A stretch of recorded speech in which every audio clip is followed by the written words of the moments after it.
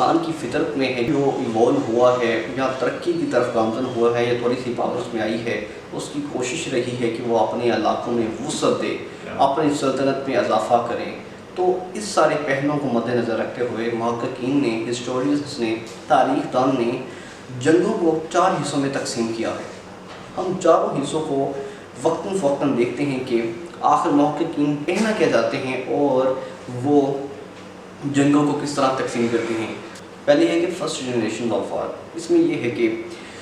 محققین کہتے ہیں کہ وہ اسے اس طرح ڈیوائڈ کرتے ہیں کہ انسان اس ادوار میں، اس دور میں تلواروں سے جنگ کرتے رہے ہیں۔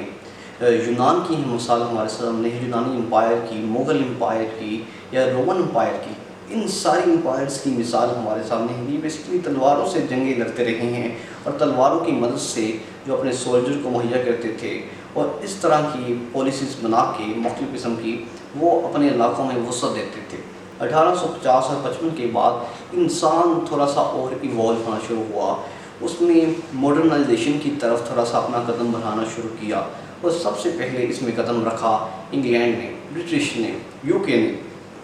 اس نے ایوالو کیا، وہ ہے کیٹریج، یعنی کہ ہتھیاروں سے جنگ لڑنا شروع کر دی۔ اس میں 1857 کی جنگ آزادی کی مثال ہمارے سامنے ہے کہ برٹش کے پرائم منسٹر نے 1857 میں پارلیمنٹ میں کھڑے ہو کر واضح طور پر کہا تھا کہ ایسٹ انڈیا کمپنی نے سب کانٹیننٹ پر جو قبضہ کیا ہے، جو حکومت قائم کر لی ہے اپنی، سب سے زیادہ جو کردار ہے وہ بندوق کا ہے، کیونکہ جو ہمارے مد مقابل تھے تلواروں کے ساتھ ہمارے ساتھ جنگ کر رہے تھے، لیکن ہمارے پاس ماڈرن ویپن یعنی کہ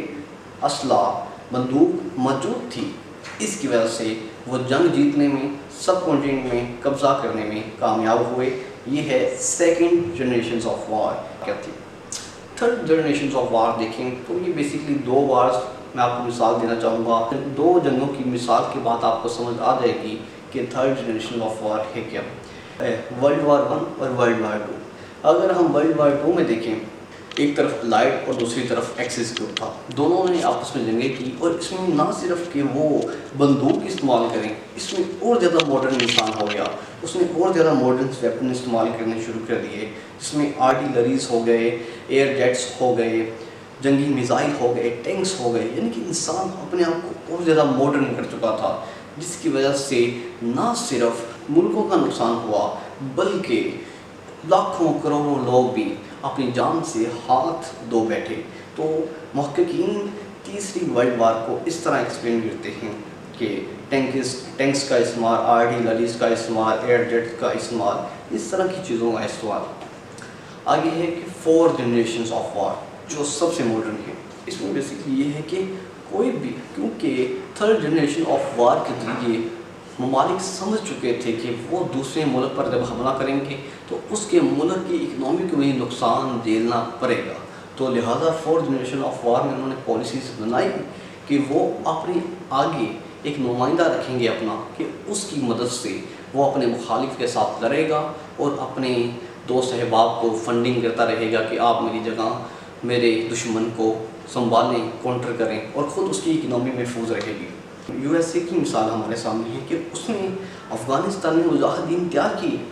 اور پاکستان کو فنڈنگ کی، پاکستان نے مجاہدین تیار کیے اور یو ایس ایس آر کو کونٹر کرنے کی کوشش کی اور پاکستان نے کر بھی لیا کونٹر، جس کا نقصان کیا ہوا؟ پاکستان کو نقصان ہوا۔ فائدہ کسے ہوا؟ یو ایس اے کو، لیکن یو ایس اے کی اکنامی پر کوئی بھی بیک لیش نہیں آیا، کیونکہ یہ تھا 4 جنریشن آف وار۔ اگر وہ 3rd جنریشن آف وار اپناتا، اگر وہ اپنی آرمی یا اپنے tanks U S S R کے مقابلے پہ، ماسکو کے مقابلے پہ لے کے آ جاتا تو ورلڈ وار 3 کا آغاز ہو جاتا اور یو ایس اے کو بیک لیش اکنامی کا سامنا کرنا پڑتا، ہو سکتا تھا کہ وہ بینک کرپٹ بھی ہو جائے۔ لہٰذا اس نے پاکستان کا اور ان جیسے ممالک کا استعمال کیا کہ وہ اپنے دشمن کو کونٹر کر سکیں۔ آج کی بہترین مثال ہمارے سامنے ہے کہ جو آج کل ہو رہا ہے، جس طرح یوکرین کی مدد سے یو ایس اے رشیا کو کونٹر کرنے کی کوشش کر رہا ہے، وہ خود سامنے نہیں آ رہا، اپنی آرمی کو یوکرین پر نہیں اتار رہا، بلکہ وہ ایڈ دے رہا ہے، مالی مدد فراہم کر رہا ہے، اسلحہ دے رہا ہے، ٹینکس دے رہا ہے یوکرین کو کہ آپ ہمارے حصے کی جنگ لڑیں، آپ اپنے نوجوانوں کو قتل کروائیں اور ہمیں بچائیں کہ ہمارے دشمن کو آپ سنبھالیں۔ We have 4 generations of war۔ انسان ترقی کر رہا ہے وہ اسی طرح وہ اپنے آپ کو بھی ایوالو کرتا جا رہا ہے۔ ہم نے یوکرین کے اوپر کمپلیٹ ڈاکومنٹری بنائی ہے، یہ آپ ڈاکومنٹری میں دیکھ سکتے ہیں کہ آخر رشیا کیا کر رہا ہے اور یوکرین اور یو ایس اے کیا کر رہا ہے۔ جو انسان ایوالو ہو رہا ہے وہ پہلے سے زیادہ چیزیں ایجاد کری جا رہا ہے۔ سوشل میڈیا کی مثال ہمارے سامنے ہے، یہ کہ آج کل کا انسان یا آج کل کوئی بھی مالک سوشل میڈیا کی مدد سے دوسری کنٹری کو کنٹرول کر سکتا ہے۔ میں آپ کو پھر مثال دینا چاہوں گا اسٹونیا کی۔ 2014 میں ایک واقعہ پیش آیا کہ